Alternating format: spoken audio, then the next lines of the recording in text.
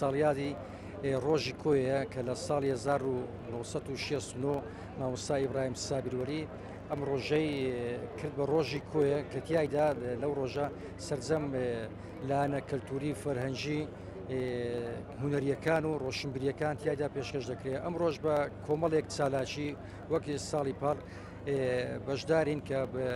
سەرپەرشتیاری ئیشەکە لە بەڕێبەرایەتی گەشت و گوزار و ناوانی وەرزشلاوانی کۆیە و بەشی ڕۆشنبیری هونەری کۆیە بە هاوکاری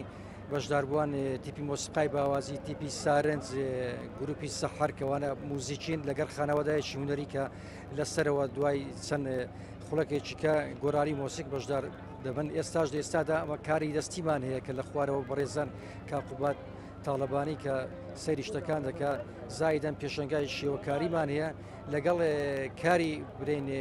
خواردنی کوردەواری کە ئەوانە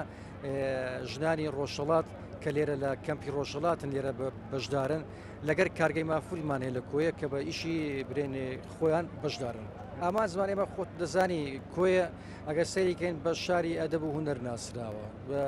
شاری فەرهەنگ و ڕۆشنبیری و هەر لە دێر زمانەوە کۆیە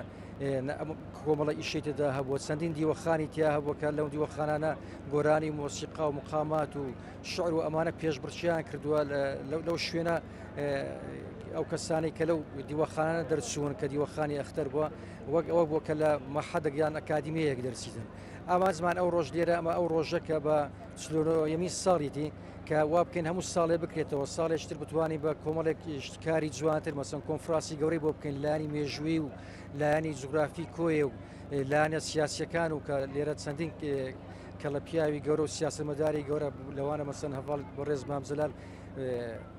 خواڕوخی شادکە هەر لەم شارە گەورە بۆ پەروەردەبووە. ئێمە وا بکەین لە ساڵانی ئایندا کۆی ئەم شتانە کۆکەینەوە و لە شێوەیەکی جوان بتوانین کە لە شایستەی ناوی شاری کۆیەبی پێشکەشی بکەین.